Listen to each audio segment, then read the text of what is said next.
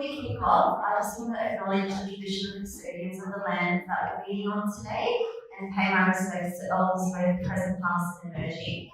I also want to take the time to acknowledge something that doesn't really tend to get acknowledged when we do talks like this, but I want to acknowledge the lived experience in this room. So if anyone has a lived experience themselves of mental health struggles, mental illness, or has known somebody or has lost somebody to suicide, I just want to acknowledge that lived experience today. Mainly because this is a mental health talk, we don't really tend to do that at other talks, but because the specific focus is mental health, it's really important that we actually acknowledge and create a safe and comfortable space around that. So, a little bit about myself. It's not going to be too much about me, but I'm the founder of an organisation called Meraki Mental Health Training. Meraki actually in Greek means to do something with heart, soul, passion, and creativity. It's kind of like the essence of yourself that you put into your work. It's like kind of that bit of you that is in your work, and that is exactly why I created Meraki. For the past 5 years, I've been out in the community advocating for mental health awareness, advocating to break down the stigma and trying to encourage people to engage in help seeking to hopefully bring down those suicide rates.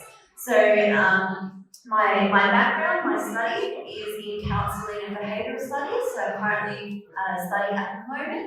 I also work at Headspace and Fatigue, which are two mental health organisations. I'm sure most of you have heard about Headspace before, but a lot of what I do is go out and I speak to school students, to teachers, to workplaces, sporting clubs, tutoring groups, whoever I can out in the community, because it's such an area, it's an area that really needs a lot more awareness, promotion, and advocacy.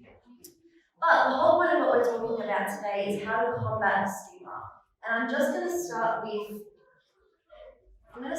one why. Why I do what I do. And the reason why is because we know that for people between the ages of 15 to 44, suicide is our leading cause of death.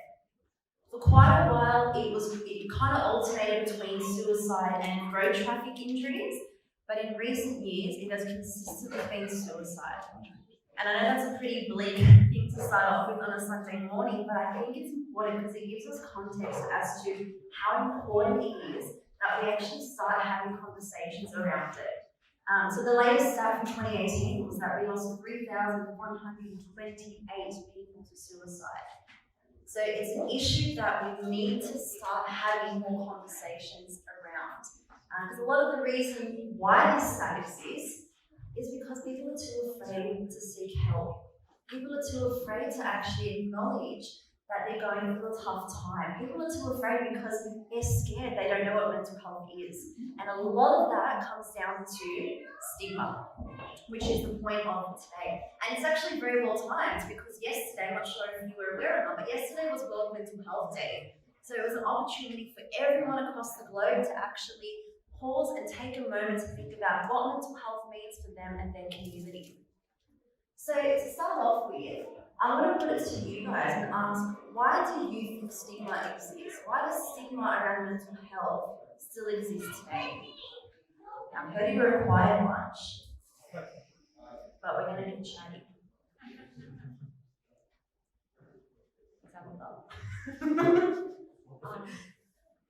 The question is why does stigma still exist today?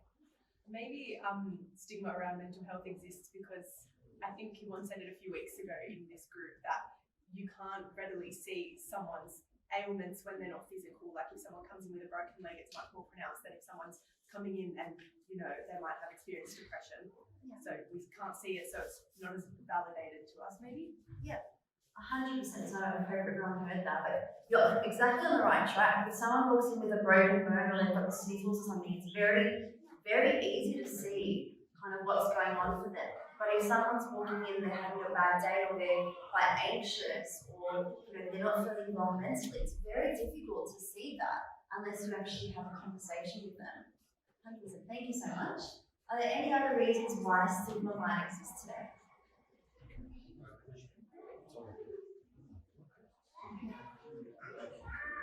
Any more ideas? I've got some ideas, but I want to hear from you. Yeah?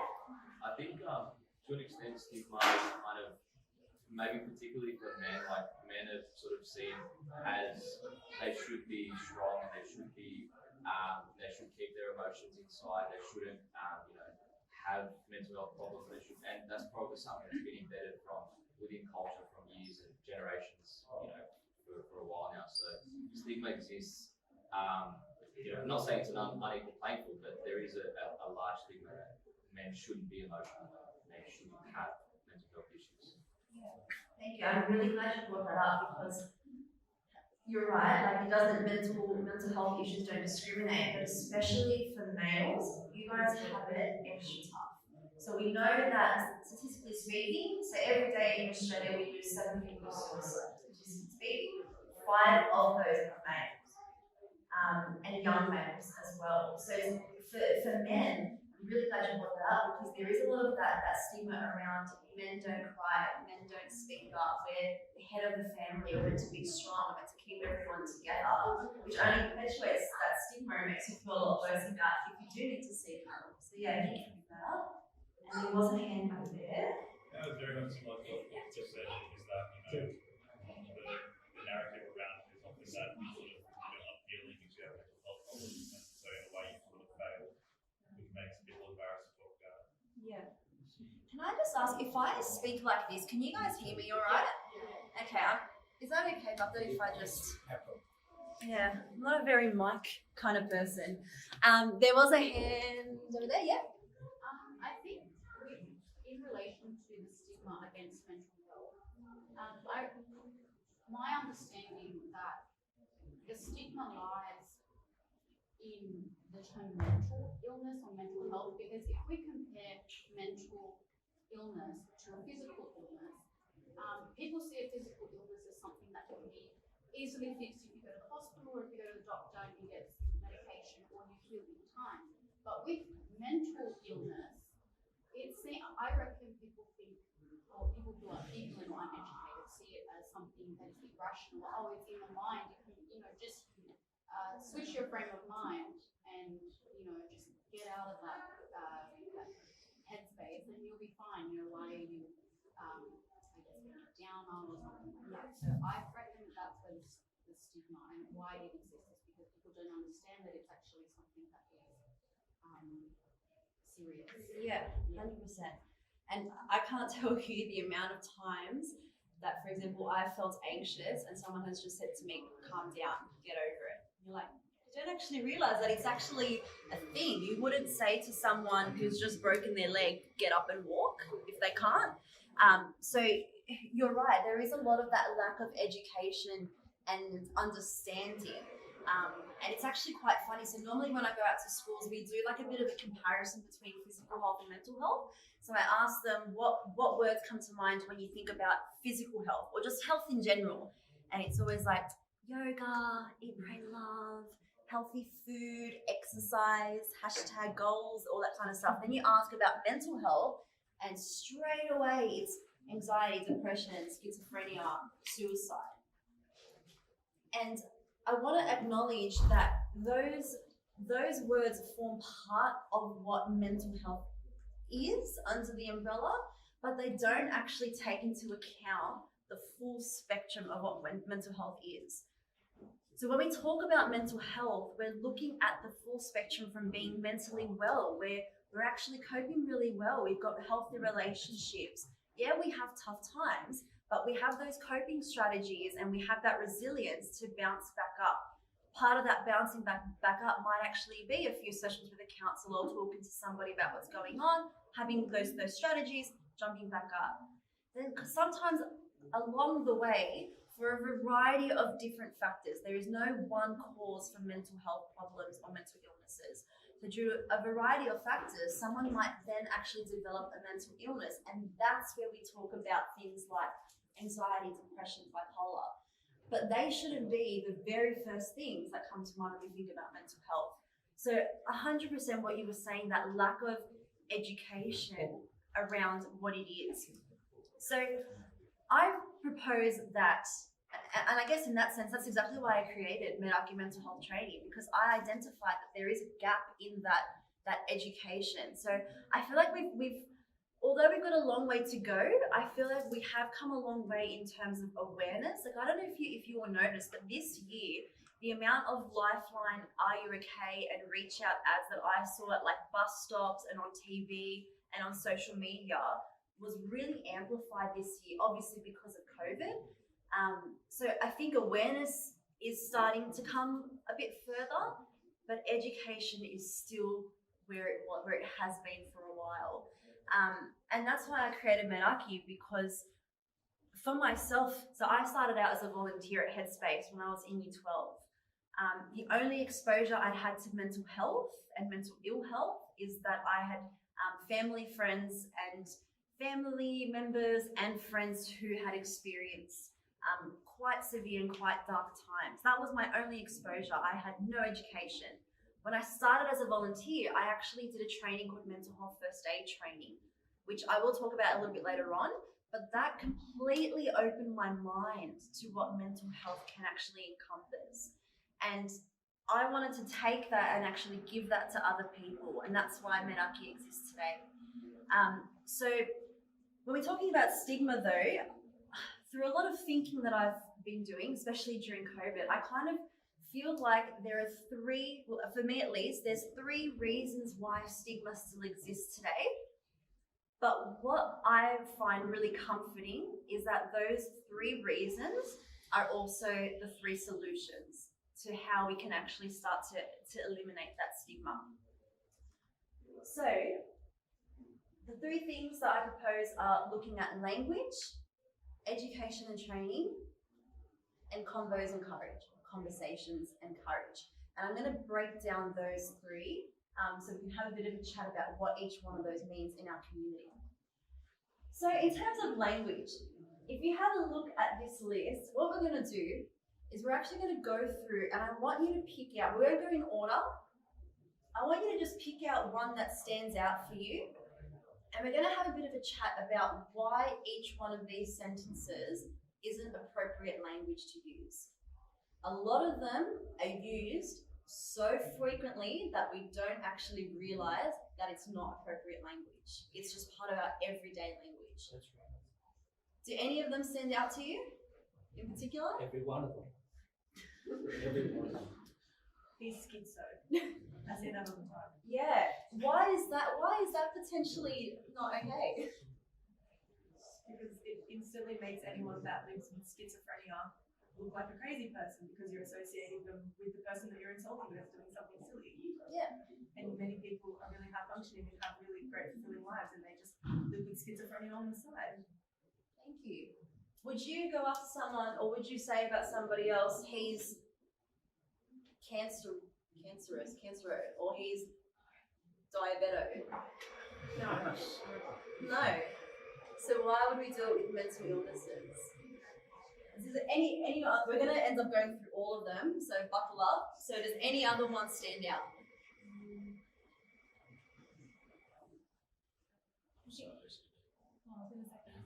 Yes. I am so sick of hearing that one when someone literally just changes like where their pencil is on the desk. Like, oh my god, I'm so OCD. It's like OCD is an actual really debilitating illness. So and that kind of goes as well with the schizo as well, and even to some extent with the anorexia. Like these are all really serious, debilitating, and often life-threatening illnesses. They're not adjectives. If someone's lost a little bit of weight, you don't call them anorexia. If another one that I hear all the time in high school, that she's so bipolar. If you start off the day in the morning and you're really happy and then you cry at recess, oh, she's so bipolar today. Bipolar is a real serious illness and very misunderstood as well. So just to give you, I'm not going to go too much into what it is, but bipolar isn't 1 minute you're happy and then 5 minutes later you're sad. You actually go through periods. So it can be days, weeks, or even months of depression, and then days, weeks, or months of mania. It doesn't happen in a day. So to say to someone if they're happy and then 20 minutes later they're crying you're bipolar, that's really stigmatizing. Really stigmatizing for people who are experiencing bipolar. Why would this one be wrong? Correct me if I'm wrong, but I think the term committed suicide is because back in history, committing suicide was, illegal, so it's like committing a crime. But we shouldn't use that phrasing anymore because it's obviously for many reasons it's associated more with a crime and it's also very insensitive. So it might be a bit better to say she completed suicide or she took her own life. Spot on, I'm gonna hire you. 100%, and it's something that like genuinely infuriates me that I still see media articles that say they committed suicide. And you're exactly right. So suicide actually became decriminalized in around 1961, which is quick maths. How many years ago was that? 60 something years ago? Pardon? 51? 59, okay. Very long time ago, yet we're still attributing it to a crime.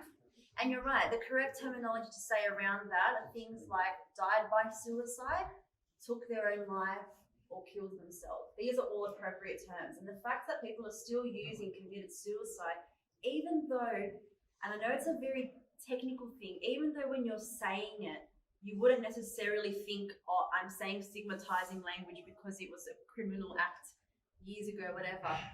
For someone who's actually really struggling, that extra stigma of what I'm doing is wrong, it's a crime kind of a thing, it was a very outdated term. So that needs to go out the window. We kind of covered this one, crazy, insane, psycho. Hands down, should never be used to describe somebody. Never. If you're talking about an ex-girlfriend who maybe didn't cope with the breakup too well, don't call her psycho. Don't call her crazy. I know it's really common language for us young people to use those terms, but they are very stigmatizing. And the only reason why is because, like we were talking about, there's not a lot of that awareness around mental health. So if someone's going through a mental health problem or a mental illness, they themselves can self-stigmatize and say, oh, I'm crazy. There's this really, really big terminology around crazy that needs to be eradicated from the mental health dictionary. So the very, very last one, she's mentally ill.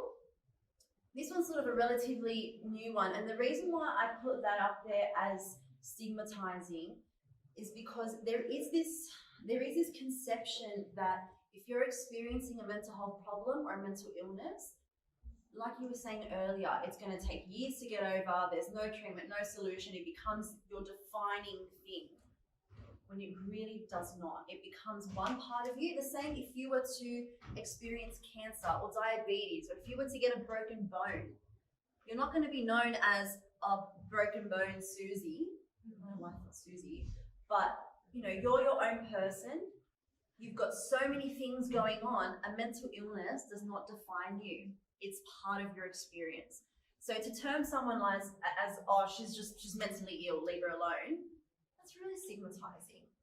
So using terminology like she or he is experiencing a mental health problem, or they're experiencing a mental illness, because that kind of separates a person from their experience.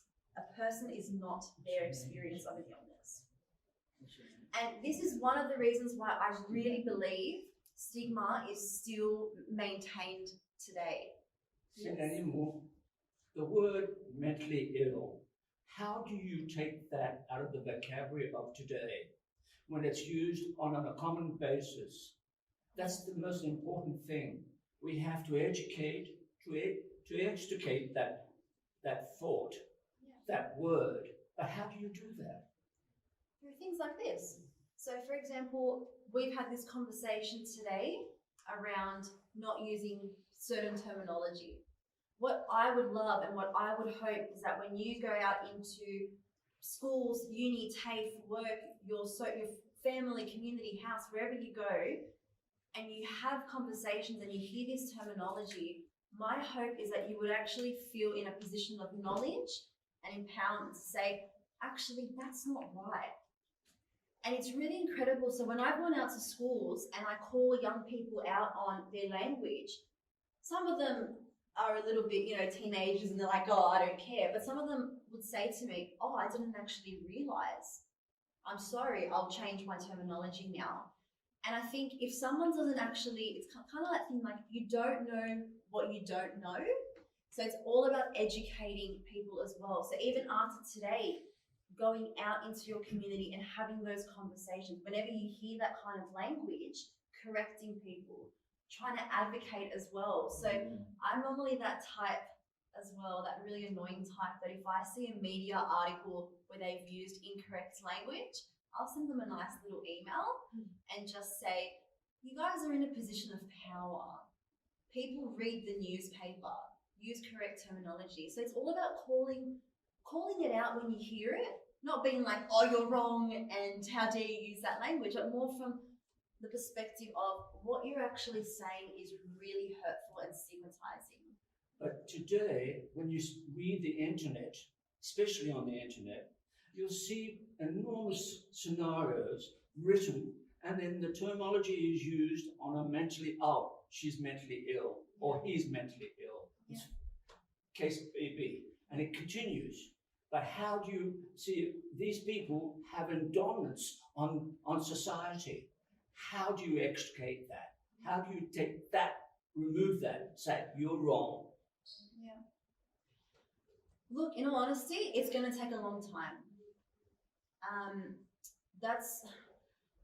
That really is one of my goals as well. Like, language is something that I'm very, very passionate about. So it's going to take people like me, people like you, actually going to, for example, if we're talking about a newspaper, a media article or something like that, going to these people and actually educating them. Or if you do see, I don't know if you're the type of people to Facebook comment like my mum does on everything, but if you do see something on social media, write a comment and call it out. I can't answer your question right on the spot because it is going to take some time, and it's frustrating because all we can really do is change it one conversation at a time. So it is going to take quite a while, but if you're in a position of power as well, contacting those other people that are also in power and educating them as well. So I'll talk a little bit about it after, but one of the courses that I do as part of my organisation is actually mental health first aid training, and we go through all that stuff around stigma, language, what words to use, what not to use, that kind of a thing. So I mean, if every single person could do that course, that would be fantastic. And I would recommend education and training 100%. When I lived in New York, I had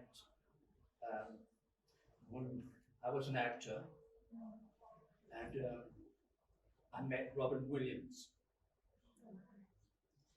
And in the course of getting to know Robert Williams, you could see he was suffering enormously. He would come to this, we'd go out to restaurants and so forth, and he would sit there, and he would be, most of the times he would be very, very down. Rarely did you see him in his full self. And you could see that people would say, silently, cryptically, they would say, oh, leave him alone. He's going through his... And I felt sorry for him. I'd say, I would sit down with him and I'd say, don't worry, you're amongst friends. Just be yourself, be who you are. I tried to give him some encouragement, but unfortunately it was embedded. Yeah. And the fact that it was so embedded because his environment had dictated to him. And going back to what I just said about internet, it dictates to the young people. How do you escape this? Yeah. There's an example of this person that I knew. So how do we reach out to this person that has, and also on a personal basis, we have lost a lot of my family through suicide. What gave them that right to commit suicide? It is because of the environment that we live in. Political environment, economical environment. So we have to sort of look at these things. But a person who cannot see it is because of the fact that he doesn't understand his faith, his religion, his orthodoxy. It has to have a foundation. So he can be able to help himself first, so he can help others. Without that, it's something important that you mentioned. Like, obviously, there's no one simple solution. The problem around suicide and around mental illness is a very structural thing. So we need to look at our health system. We need to look at those factors that actually maintain people, the environmental factors, that maintain people actually experiencing hardship and mental health problems. I do understand and appreciate there are a lot of different factors that sometimes us as everyday people that just go to uni or just, work their 9 to 5 aren't in a position of power to do. And I think that's why I really advocate for that peer-to-peer, especially within our young generation, that peer-to-peer, one conversation at a time. Have the courage to call things out. Have the courage to ask people if they're okay. And some of the stuff that I'm saying we're actually going to cover a little bit later. But yeah, it's a very big issue that we're not going to get the solution for next week. It is going to take time. But what I'm proposing through these 3 solutions, I feel as though over time we will see a change. But we as young people need to actually make that change and be that change. We need to have the courage to do these things as well. I did see a hand go up as well. I was just saying, on Father's point, we have to help ourselves first. So the most insulting thing with all those phrases that I think society has become very desensitized to these phrases. But what stands out to me the most is, oh my God, I'm so OCD, because that's self-deprecating. We're putting down ourselves. So when we label ourselves and, say we have a mental illness when we're not necessarily suffering from it, so we're degrading everyone else who actually has that mental illness. So I think it's all about filtering our own train of thought and sayings before we can start pointing out, oh, don't say that, that's rude. Like, because it's a self-reflection thing. Yeah. Mostly. 100%. And I think what's really key, and something that we see more so in high school students, that if you're in a group, let's just use the example of a group of young girls, just because I'm not saying anorexia, no, only females experience anorexia, but we do know that it does affect more young women than it does young males. Say if you're at a girls' high school in a group and one of the girls in your group is actually experiencing anorexia and has been and hasn't told anyone about it, and then you're there like you skipped breakfast and you're like, oh my God, I feel so anorexic. That's really, imagine put yourself in the shoes of that young girl or male for you guys, that young guy or girl who's actually experiencing it. Will that make you want to open up and talk to that person? Because they just sound so insensitive. So of course you're not going to, you might eventually, but I know for me, my first reaction wouldn't be, oh yeah, they'd be a good friend to actually open up to, because they'd probably just say to me, oh, get something to eat, and wouldn't understand. So the way that we talk about it has a really, and I can't stress this enough, has a really big impact on stigma and a really big impact on help seeking. Another stat that really alarms me, so we know that 1 in 5 Australians will experience a mental health problem. 1 in 4 young Australians will experience a mental health problem in any given year, right? But our national help seeking rate is only 23%. So 23% of all the people that are experiencing a mental health problem actually seek help. And that really scares me. And there's reasons, there's a whole bunch of reasons, and I actually did some research. I'm not going to cover it in too much detail because I cover it in my training course. But they looked at reasons and barriers for why people weren't reaching out for support. And I think the biggest one at like 43 or 53% was because of stigma, because they were afraid of what actually reaching out for support meant, what their friends would say. So it's a massive thing. Yeah. That's the problem, because you've got to be very careful and mature enough to ask the question, to open up to another person. Because in doing so, you might create more of a problem to that person and to others who are affected by it. Yeah. So there's a double message here. We've got to be very careful how we approach, in what way we approach. Isn't that correct? Yeah, 100%. And I think as well, like, I'm going to hold on to that because we actually are going to come back to conversations, and I've just realized we spent so much time on this. I don't know what time it is, but it might be until 5. Education. So I told you language is something I'm really passionate about.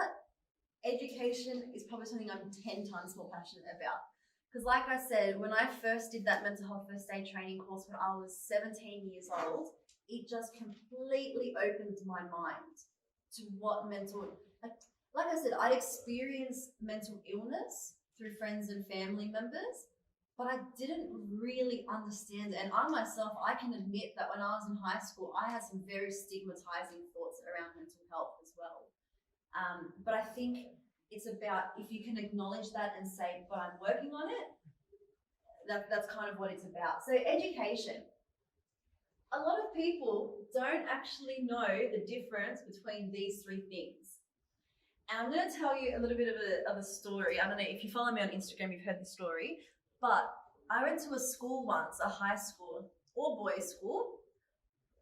I'm not going to lie, probably like 80 to 90% of them were ethnic. So we had a mixture of Greek, Lebanese, Italian. All of them were there like, oh yeah, I don't need to hear this chick talk about mental health. You know, I don't really care about this. I just want to go play footy. So I'm walking into this environment and I was talking about mental health, talking about mental illness, talking about, you know, what can you do to look after yourself, self-care, well-being. Here are some places that you can go and talk to. And this one kid was kind of sitting like how you are now. And I could just tell he had something to say. And he's like, oh, miss, I don't need to hear this because I don't have mental health. And it was one of those moments where I was like, be professional, be professional. And I was like, no, you know, let's school this little year 7 kid. So I was like, do you have a heart? And he's like, oh, yes, of course. And I'm like, well, you have a cardiovascular health. I'm like, do you have lungs? Yeah, of course, I'm breathing. Well, you have a respiratory health. And he's like, where's this going? And I'm like, do you have a brain? And he's like, yes. I'm like, are you sure? Yes. I'm like, well, you have a mental health. And he was like, oh? And I had this whole, I completely ditched my presentation and I had this whole conversation about how differently we actually think about mental health. So kind of like how I was saying before, our mental health exists on a spectrum. Think of mental health as like that umbrella term that, yes, does encompass things like mental illness, anxiety, depression, non-suicidal self-injury, suicide, all those things, but that's not the only thing. So when we talk about mental health, we're talking about building up our resilience, our coping strategies, our help seeking. Who are your support networks? When you're having a really crappy day at work, who do you go and speak to about it? Do you cry? Is that your coping strategy? If that works for you, great. Do you exercise? Do you talk to someone? Do you cuddle the cat? Those kinds of things all fall under our mental health as well. So mental health is not merely the absence of an illness. It's not merely the absence of an illness. It's actually our mental wellness and our well-being as well. So after I completely schooled this little year 7 kid, I was so proud of myself.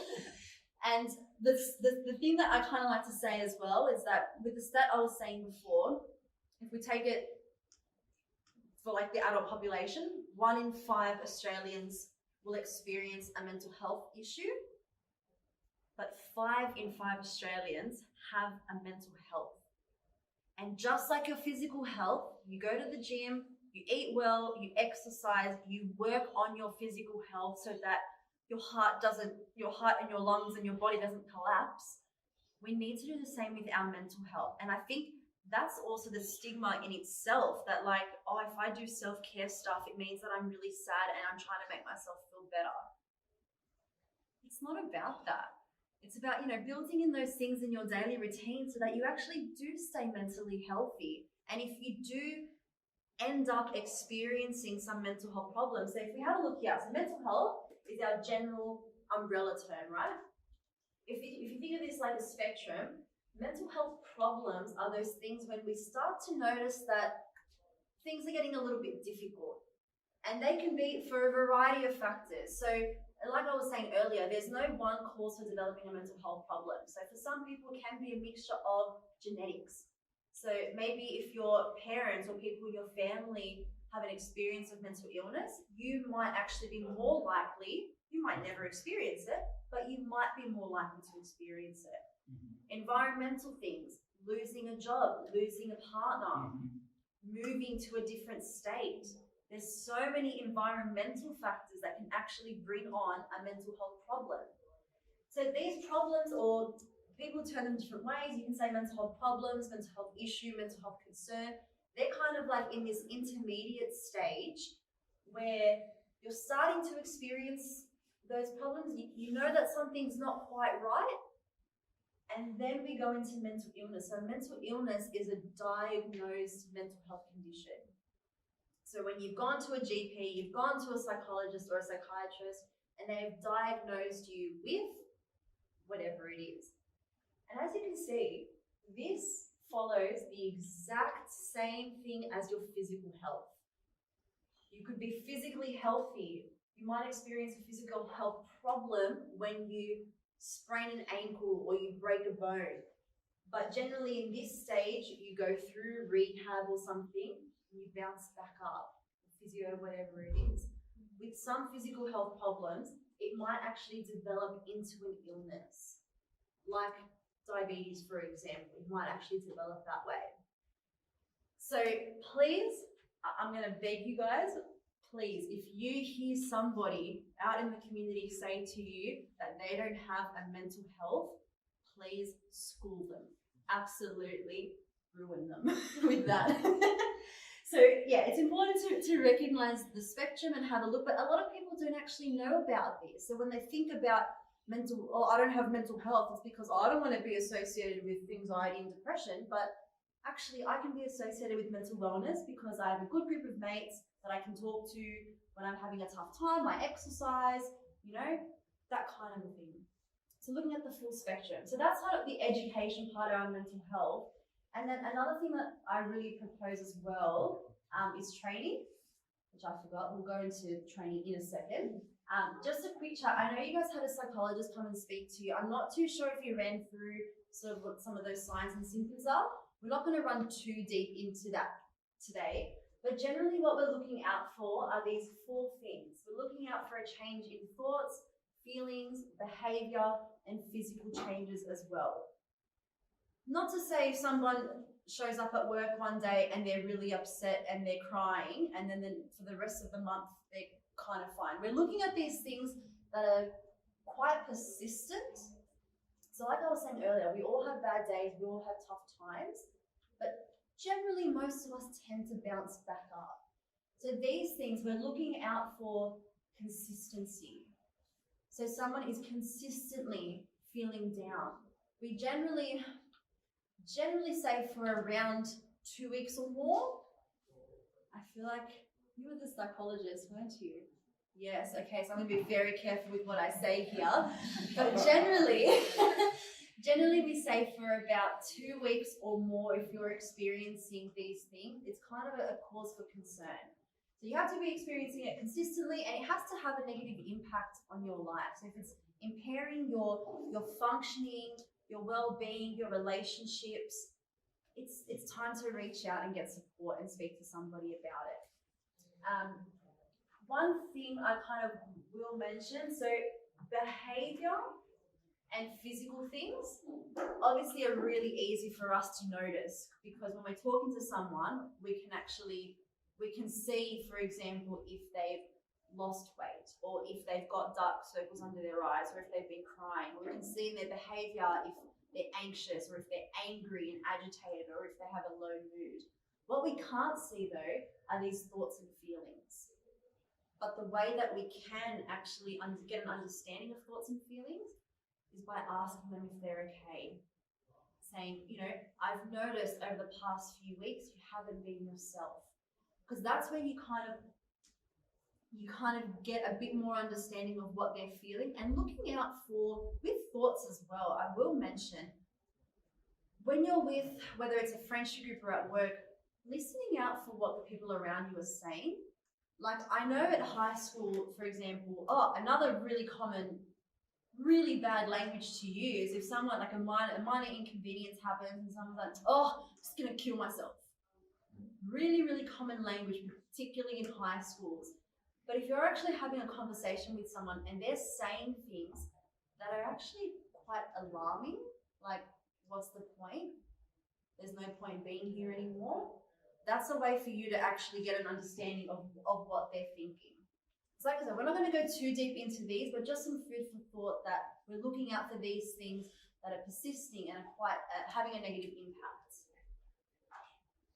So the last thing, I'm just going to check how many time, because I feel like, fantastic, 5 minutes. So some of the training, like I mentioned, there's so many trainings around mental health out there, and I really suggest that, like, one of the things that I do suggest is that the stigma isn't going to change unless people are adequately educated and trained about it. So these are just some of the trainings that I would recommend. Accidental counsellor training teaches you, I guess, in a sense, if someone comes up to you and you're kind of taking on that role of counsellor for the moment, it kind of gives you those skills. Assist training is a suicide prevention training. So what do you actually do with someone that you've got with you who's actually either about to take their own life or having those thoughts? And then mental health first aid training. So that's one of the training courses that I offer through Meraki. And it just teaches you about all the different mental health issues and concerns and illnesses and how to be a first response. It doesn't teach you how to be a counsellor, a therapist, a psychologist. It just teaches you, if you're concerned about a friend, or if a friend comes up to you and says concerning things, what do you do? Because a lot of the time, a lot of us freak out and don't want to have that conversation because we don't know what to do. And that's perfectly okay. We're not expected to be counsellors or psychologists, but it's a really good course that teaches you what to do in that situation. So I'm happy to chat with anyone after about that course. And the last little thing as well that I suggest that we need to start doing more of to help eliminate that stigma is having conversations and having the courage to share our stories. So having those conversations, asking a friend, are you okay? But then if they say to you, no, knowing what to say after that as well. And that's sort of where that education and training can come in. So having the courage to actually have that conversation with somebody, but also the courage to use your own lived experience to help other people. Mm-hmm. And the reason why I say that is because I've actually had a lot of friends and a lot of people in the community actually come up to me and say, I'm not normal, I feel anxious, I don't know what's wrong with me. And for me to actually say to them, I know what you're talking about. Yeah, panic attacks suck, but this is how you get through them. And they're like, oh, wait, so like you experience it too? Because it's so much more common than what you actually think. And if you can have the courage to actually say what you're going through is actually a normal experience, you're not crazy, you're not alone, and help is out there. And having the courage as well, in a capacity like this, I think it's a really amazing thing that the Orthodox Cafe has started up, because this is potentially now a really powerful platform that you guys can use to actually share stories. So I would even recommend, for example, getting an organization like the Tearing, who they're all about safe storytelling. So that's another organization that I work for. And what we do is we go out and actually share our own lived experience. So we don't talk about this is what mental health is, these are like self-care tips, whatever.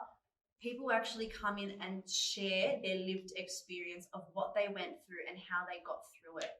And it's incredible how much of a difference that makes when you actually hear somebody else's story and see how much you might actually be able to relate to it and how they got through.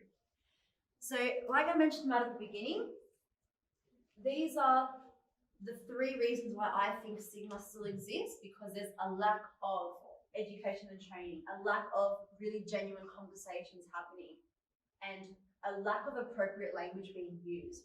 But I hope you can see that the 3 issues are also the 3 solutions, and it's all about us as young people actually having the courage to make a difference. Because although, when we look at suicide stats and, it does feel quite gloomy and we are in a crisis, I actually feel really empowered that we as young people can actually make a difference. Our generation actually has the power to enable people to seek help and to reduce those statistics. So I really hope after today you go out into your community, your workplaces, you call out people that use inappropriate language. You, like me, send emails to the Daily Telegraph whenever they stuff up on wording, and just try and educate the people around you. And like I said, if you are interested in any sort of training courses for your workplace, for your community, or anything like that, just get in touch with me and I'm more than happy to have a chat with you. But thank you so much for having me here today. It was honestly an absolute honor to chat to you all. I will stay for questions if anyone's got. But thank you so much, everybody.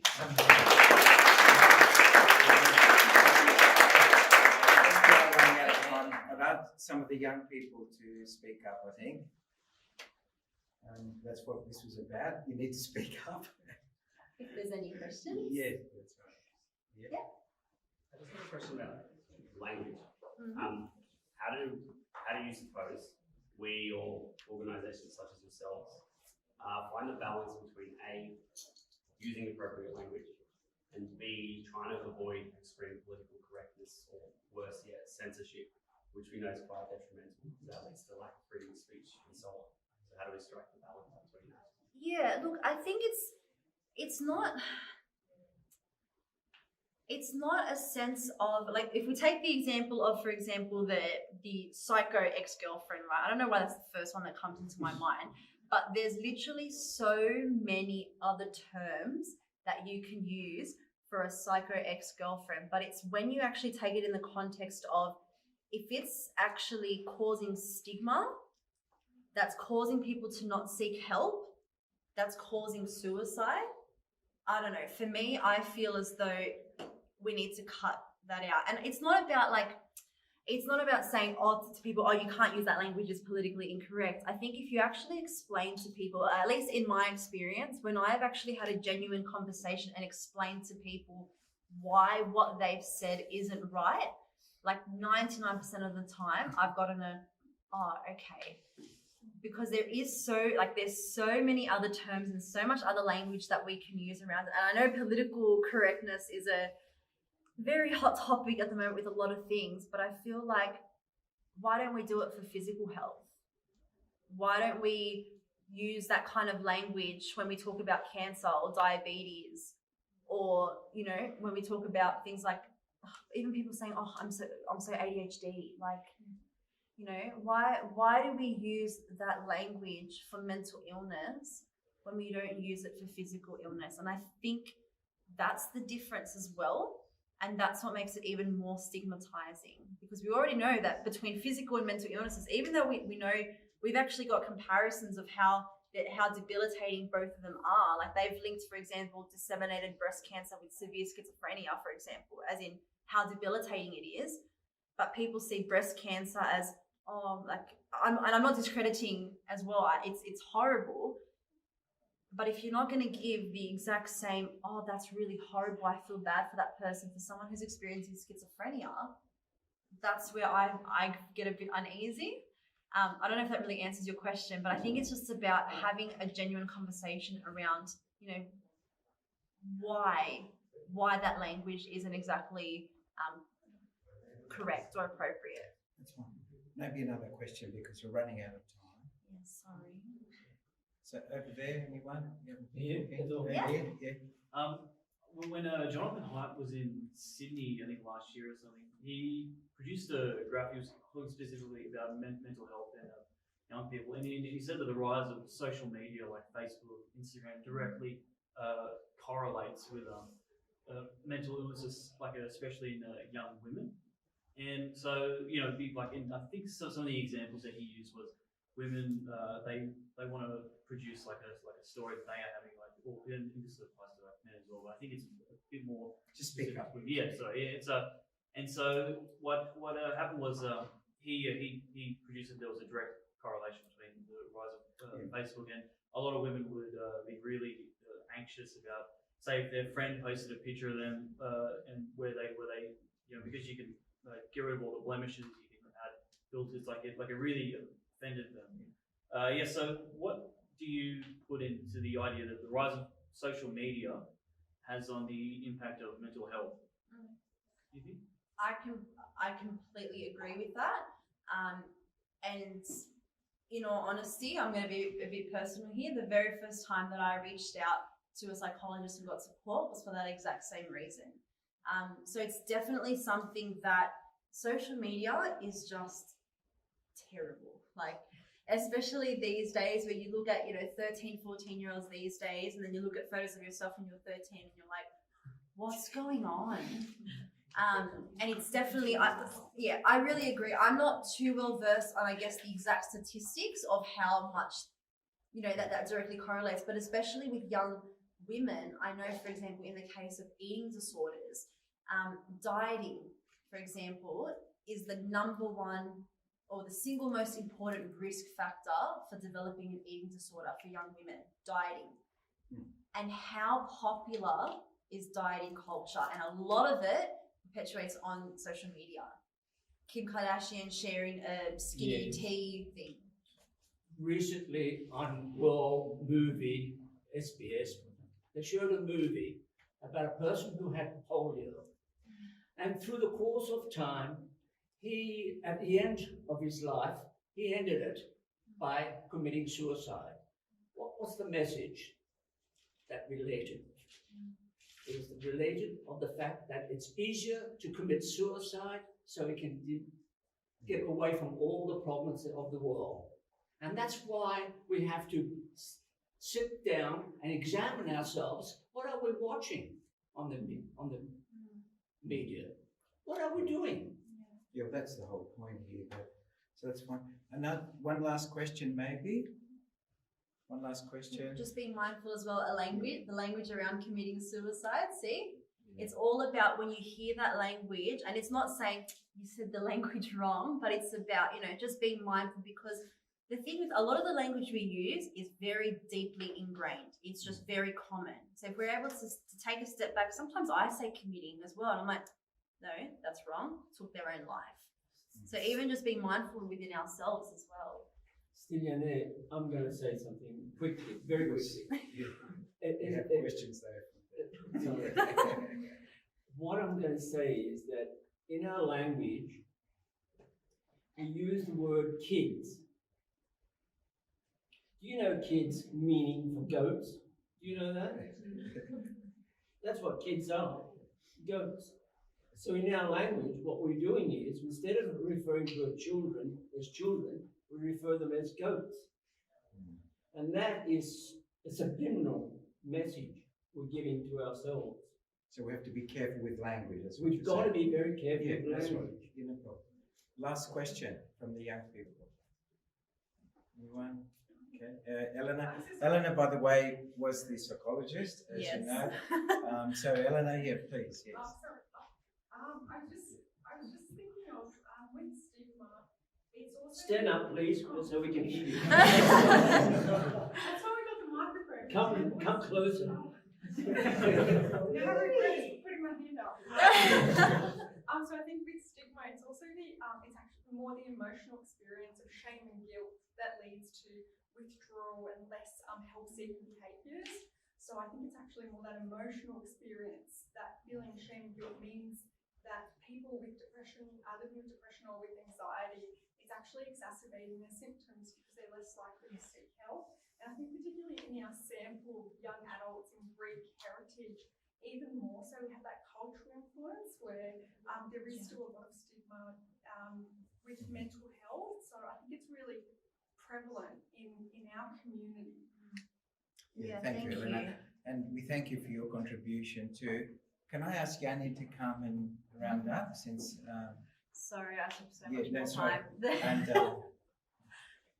when you said half an hour, I was like, that's yeah. not going to happen. So we thank Yanni and Jim, of course, and all those who bought the sweets. But Yanni, did you want to give the final comment to the? Yeah. So lastly, one last round of applause for Stella.